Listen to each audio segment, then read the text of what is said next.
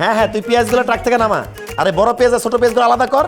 আমি আসতেছি, আমি নাস্তাটা কইরা এসে তোর হিসাব নিতেছি, ঠিক আছে? নাস্তা কই? সকাল 10টা বাজে নাস্তা নাই মানে? এই মাহি, এই মাহি, এই কই গেল তুমি? তোমার জন্য ঘুমাইতে পারতেছি না বাহার। কি চেঁচাচ্ছ কেন সকাল সকাল? আমার সাত জাগছে তাই আমি চাচাচ্ছি। কয়টা বাজে? 10টা বাজে। নাস্তা টেবিলে নাস্তা নাই কেন? কারণ আজকে বুয়া আসে নাই, এই জন্য এই বাসায় নাস্তাও বানানো হয় নাই। যাও বাইরে যাও, নাস্তা করে তারপর তোমার পেঁয়াজের আড়তে চলে যাও। তুমি জানো না আমি বাইরে খাবার খাই না, আমার সহ্য হয় না। বুয়া আসে নাই তো কি হয়েছে? তুমি তো ছিলা, তুমি নাস্তা বানায় খাওয়াইতা। আমি তোমার ঘরের বউ, আমি কোনো কাজের মেয়ে না যে আমি তোমাকে নাস্তা বানায় খাওয়াবো। বউ দেখেই আমি তোমাকে নাস্তা বানাতে বলছি। একটা বউয়ের কাজ কি? স্বামীর সেবা করা, স্বামীকে নাস্তা বানায় খাওয়ানো, রান্না বান্না করে খাওয়ানো। অথচ তুমি রান্নাঘরের পাশে একবার হাইটাও দেখো নাই। মাঝে মাঝে মনে হয় কি আমার পাশে বউ না, কাঠের পুতুল দোকান থেকে কিনে না সাজায় রেখে দিছি। শোনো, মেজাজটা খারাপ হয়ে যেতেছে, তাড়াতাড়ি যাও আমার জন্য নাস্তা বানিয়ে নিয়ে আসো। বাহার, তোমার কত বড় সাহস যে তুমি আমাকে নাস্তা বানাইতে বলতেছো? তুমি জানো না আমি কত বড়লোক বাপের একমাত্র মেয়ে? আচ্ছা, আমি এই ধরনের কাজ কোনোদিন করেছি? ও, তুমি একাই বড় লোক ঘরের মেয়ে, আর আমার বাপ কি সদরঘাটে পান ব্যস্ত? আমি হিসাব করে দেখছি, আমার বাপ তোমার বাপের চেয়ে কম বড় লোক না। আমাদের জমি জমার পরিমাণ বেশি, আমি তোমার চেয়ে অধিক বড় লোক ঘরের ছেলে। সেটা ঠিক আছে, কিন্তু আমি দেখতে কত সুন্দর না?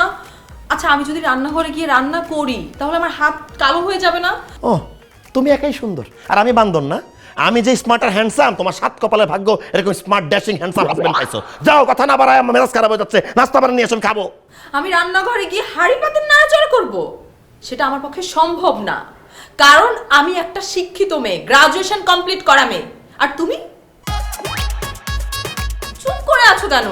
তোমার পড়ালেখার অবস্থাটা একটু বলো। আমি তো 10-8 পাস করছি, এরপরে পড়ালেখা ছেড়ে দিচ্ছি। সেটা তো জানি, তুমি যে একটা আন্ডার মেট্রিক ছেলে, তুমি যে একটা অশিক্ষিত ছেলে। মেট্রিকটাও পাস করতে পারো নাই, আমার সাথে আসছে সে বড় বড় কথা বলতে।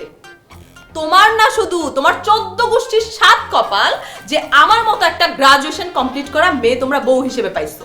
আমি বিয়ে করেছি বলে তুমি বিয়ে করতে পেরেছো, নাহলে তোমার মতো এরকম একটা অশিক্ষিত আন্ডার মেট্রিক ছেলেকে কে বিয়ে করতো শুনি? ও মাই গড, মানে আমি বুঝি না এই যুগে কি করে আন্ডার ম্যাট্রিক অশিক্ষিত ছেলে হয়। মাহি, তুমি কিন্তু আমার কথায় কথায় ভাবে আন্ডার ম্যাট্রিক আর অশিক্ষিত বলে খোটা দিবা না। 100 বার বলবো, 1000 বার বলবো, কারণ তুমি আন্ডার ম্যাট্রিক, আমি তোমাকে আন্ডার ম্যাট্রিক বলেই ডাকবো। তুমি অশিক্ষিত, আমি তোমাকে অশিক্ষিত বলেই ডাকবো।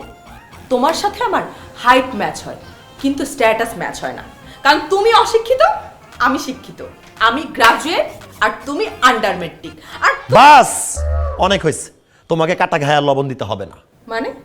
মানে আমি একটু পড়ালেখা কম করছি বলে, আমি আন্ডার ম্যাট্রিক বলে সেই বাসার ঘর থেকে তুমি আমার অশিক্ষিত আর আন্ডার ম্যাট্রিক বলে খোটা দাও। এই খোটা তুমি আমার আর দিতে পারবে না। আমি সিদ্ধান্ত নিচ্ছি, আমি শিক্ষিত হব, আমি ম্যাট্রিক